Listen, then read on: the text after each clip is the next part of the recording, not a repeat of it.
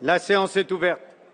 L'ordre du jour appelle les questions au gouvernement. La parole est à Monsieur Daniel Fasquelle. Merci, Monsieur le Président. Ma question s'adresse à Jean-Marc Ayrault, Premier ministre. Monsieur le Premier ministre, à l'occasion de la conférence de presse d'hier, vous avez dû passer un très mauvais moment.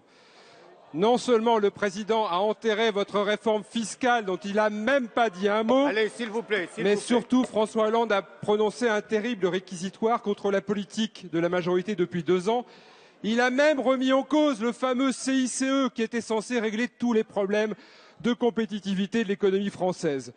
2 ans de perdu pour la France. Mais à entendre le Président de la République, on pourrait croire que la gauche est enfin guérie de sa boulimie d'impôts et de son incapacité à engager des réformes de fond. Hélas, c'est très loin d'être le cas. Qu'on en juge, 30 milliards que les entreprises ne paieront plus pour financer la politique familiale. Mais qui va payer ? À coup sûr, les familles, les salariés, les retraités qui doivent donc se préparer à un nouveau matraquage fiscal. Quant aux 50 milliards d'économies, on avait déjà beaucoup de mal à trouver les 15 milliards prévus dans le budget 2014, alors 50 milliards. Quelles économies en réalité? Sur quel budget? Et quelles réformes de fonds pour y parvenir? Alors, Monsieur le Premier ministre, nous avons cet après-midi une proposition simple à vous faire. Puisqu'il y a trop d'impôts, renoncez immédiatement aux 12 milliards d'impôts prévus dans le budget 2014. Puisque vous voulez simplifier, retirez immédiatement la loi sur la consommation, la loi sur l'agriculture, la loi sur l'immobilier, qui vont créer plus de contraintes pour nos entreprises. Et puisque vous vous souciez enfin des collectivités territoriales, eh bien retirez cet après-midi la réforme des rythmes scolaires dont les maires ne veulent pas. Plus que des mesures non financées et repoussées à 2017, prenez vos responsabilités et dites-nous cet après-midi que vous renoncez aux mesures anti-économiques que vous allez imposer à la France en 2014. La parole est à Monsieur Pierre Moscovici, ministre de l'économie et des finances. Monsieur le Président, Mesdames et Messieurs les députés, Monsieur le député Fasquelle, votre réponse est marquée à la fois par votre question, par l'aigreur et par la surdité.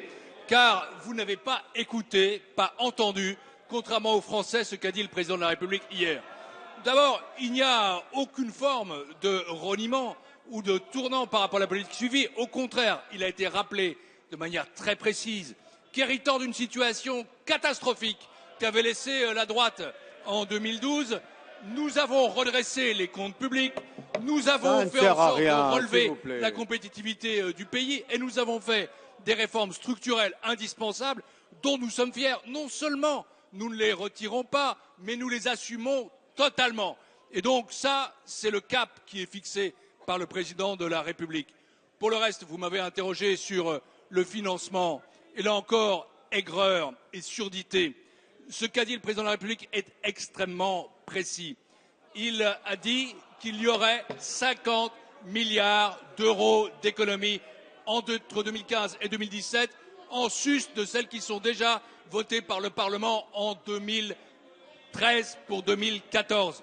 Il a dit qu'il y aurait des baisses des charges qui permettraient de correspondre à la suppression ou à un équivalent par rapport aux cotisations famille. C'est ce qu'attendent les entreprises de ce pays. C'est ce qu'attend ce pays.